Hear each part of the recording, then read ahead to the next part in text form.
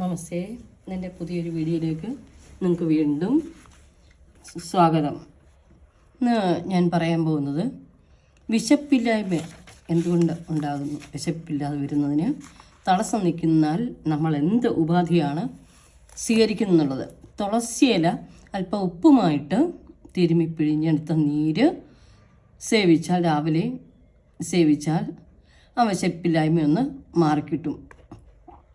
അതുപോലെ തന്നെയാണ് ചുക്ക് പൊടി രാവിലെ ചൂടുവെള്ളത്തിൽ ചേർത്ത് കഴിക്കുക, അതും ഏറ്റവും നല്ലതാണ്.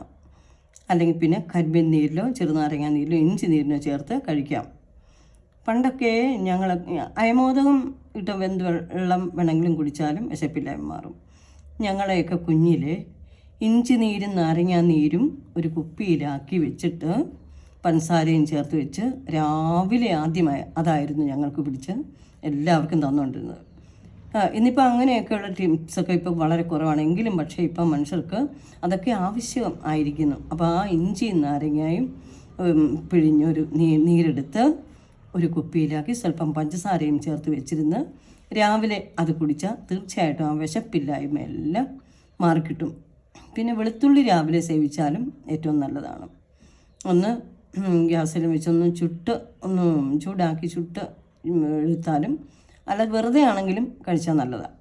പിന്നെ ഒരു നേരം ചൂട് വെള്ളത്തിൽ നാരങ്ങ നീരും ചേർത്ത് ഒരു നാരങ്ങ ഒരു ദിവസം കഴിക്കുക. അത് ഏറ്റവും നല്ലൊരു ഉപാധിയാണ്, ഏറ്റവും നല്ലതാണ്. പിന്നെ നിങ്ങൾക്ക് മറ്റൊരു ടിപ്പ് ഞാൻ പറയുന്നു. കാര്യം ഈ നാരങ്ങ നീരൊക്കെ നമ്മൾ എടുക്കുമ്പോൾ അതിൻ്റെ തോട് വരുന്നൊന്നും നിങ്ങളാരും വേസ്റ്റാക്കാൻ പാടില്ല. അത് വെച്ചിരുന്നിട്ട് മറ്റൊരു ഉപയോഗമുണ്ട്, അത് ഞാൻ അടുത്ത ടിപ്സിൽ പറയാം.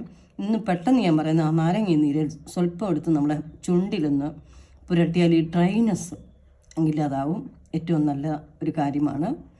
മുഖത്തൊക്കെ ഒന്ന് പുരട്ടിയാലും നല്ലതാണ്. ആ ചുണ്ടിൽ സ്വല്പം പുരട്ടിയാൽ ഈ ചൂടുകാലത്ത് ഉണ്ടാകുന്ന ഉണങ്ങി വരണ്ടു പോകുന്ന ചുണ്ടിന് ഒരു ഹെൽത്ത് കിട്ടും. ഈ എൻ്റെ ചെറിയ ഷോർട്ട് വീഡിയോ നിങ്ങൾക്ക് ഇഷ്ടപ്പെട്ടെങ്കിൽ ലൈക്ക് ചെയ്യുക, സബ്സ്ക്രൈബ് ചെയ്യുക, അതുപോലെ കമൻറ്റ് ചെയ്യുക.